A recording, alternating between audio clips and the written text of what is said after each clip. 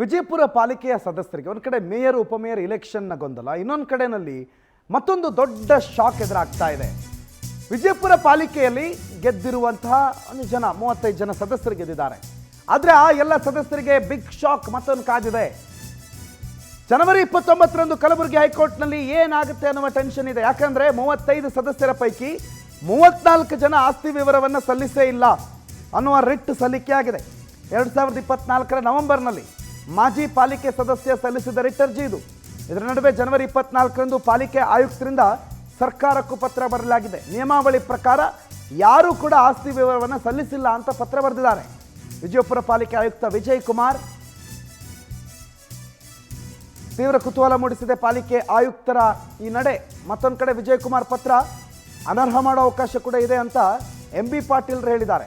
ಆಸ್ತಿ ವಿವರ ಸಲ್ಲಿಸಿದ್ದಾರೆ, ಆದರೆ ಹಿಂದಿನ ಆಯುಕ್ತರು ಮೇಯರ್ ವಿವರವನ್ನು ಕೊಟ್ಟಿಲ್ಲ, ಸದಸ್ಯರ ಆಸ್ತಿ ವಿವರವನ್ನು ಸರ್ಕಾರಕ್ಕೆ ರವಾನಿಸಿಲ್ಲ ಅಂತ ಶಾಸಕ ಯತ್ನಾಳ್ ಹೇಳ್ತಾರೆ. ಆರೋಪ ಪ್ರತ್ಯಾರೋಪ ಇವೆಲ್ಲದರ ನಡುವೆ ಮುಂದೇನಾಗುತ್ತೆ? 34 ಜನ ಸದಸ್ಯರ ಹಣೆ ಬರಹ ಏನು? ಅವ್ರು ನಿಜವಾಗ್ಲೂ ಆಸ್ತಿ ವಿವರ ಕೊಟ್ಟಿಲ್ಲ ಅನ್ನೋದು ಅವರ ಸದಸ್ಯತ್ವಕ್ಕೆ ಕುತ್ತು ಬರುತ್ತಾ? ಒಂದು ವೇಳೆ ಸದಸ್ಯತ್ವಕ್ಕೆ ಕುತ್ತು ಬಂದರೆ ನಡಿಬೇಕಾಗೋದು ಮೇಯರ್ ಇಲೆಕ್ಷನ್ ಅಲ್ಲ, ರೀ ಇಲೆಕ್ಷನ್. ಒಬ್ಬ ಸದಸ್ಯ ಇಟ್ಕೊಂಡು ಏನು ಮೇಯರ್ ಇಲೆಕ್ಷನ್ ಮಾಡ್ತೀರಿ? ಹಾಗಾಗಿ ಈ ಪ್ರಕರಣದಲ್ಲಿ ಏನಾಗುತ್ತೆ ಅನ್ನುವ ಕುತೂಹಲ ನಮಗೂ ನಿಮಗಿಂತ ಜಾಸ್ತಿ ಆ 35 ಜನ ಇದ್ದಾರಲ್ಲ ಅವ್ರಿಗೆ ಇದೆ. ಮೇಯರ್ ಇಲೆಕ್ಷನ್ನು, ಉಪಮೇಯರ್ ಇಲೆಕ್ಷನ್ನು, ಆ ನಡುವೆ 29ಕ್ಕೆ ಹೈಕೋರ್ಟಲ್ಲಿ ಏನಾಗುತ್ತೆ ಅನ್ನೋದು ಆರೋಪ ಪ್ರತ್ಯಾರೋಪ ಎಲ್ಲವೂ ಕೂಡ ವಿಜಯನಗರ ಪಾಲಿಕೆಯ ಈ ಚುನಾವಣೆ ಮತ್ತು ಅಲ್ಲಿನ ಒಂದಿಷ್ಟು ಡೆವಲಪ್ಮೆಂಟ್, ರಾಜಕೀಯ ಡೆವಲಪ್ಮೆಂಟ್ನಲ್ಲಿ ನಡೀತಾ ಇದೆ. ಐತಿಹಾಸಿಕ ವಿಜಯಪುರನಲ್ಲಿ ಇವತ್ತು ಐತಿಹಾಸಿಕ ಒಂದು ಘಟನೆಯನ್ನು ನಡೆದಿದ್ದು, ಮಹಾನಗರ ಪಾಲಿಕೆಯ 34 ಜನರ ಏನು ನಮ್ಮ ಸದಸ್ಯರದಾರ ಅವರು ತಮ್ಮ ಆಸ್ತಿಯನ್ನು ಘೋಷಣೆ ಮಾಡಲಿಲ್ಲ. 1976 ಕಲಂನಲ್ಲಿ 19 ಕಲಂನಲ್ಲಿ ಇವರು ಆಸ್ತಿ ಘೋಷಣೆ ಮಾಡಬೇಕಿತ್ತು, ಅವರ ಆಸ್ತಿಯನ್ನು ಘೋಷಣೆ ಮಾಡಲಿಲ್ಲ.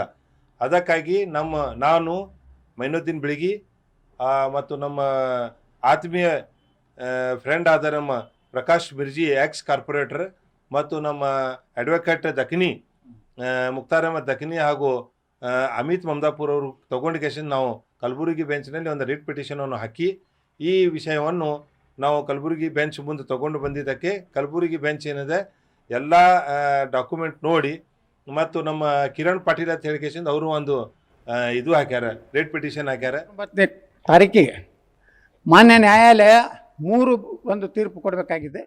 ಈ 4 ಏನು ವಿಧಾನ ಪರಿಷತ್ನ ಅಕ್ರಮವಾಗಿ ಏನು ಸರಬರಾಜು ಮಾಡಿದ್ದಾರೆ, ಇವರು ಮತದಾರ ಇರೋದ್ರಿಂದ, ಇನ್ನೊಂದು ಕ್ಷೇತ್ರದಲ್ಲಿ ಮತದಾರ ಇರೋದ್ರಿಂದ ಇರೋ ಡಿಸ್ಕ್ವಾಲಿಫಿಕೇಶನ್ ಬಗ್ಗೆ ಚರ್ಚೆ ಅಲ್ಲಿ ಬರೋದಿದೆ, ಆಸ್ತಿ ಘೋಷಣೆ ಬಗ್ಗೆ ಬರೋದಿದೆ ಮತ್ತು ಇವತ್ತಿನ ಬೆಳವಣಿಗೆ ಏನಾಗಿದೆ ಅನ್ನೋದು, ಚುನಾವಣೆ ಬಗ್ಗೆ ನಾಳೆ 20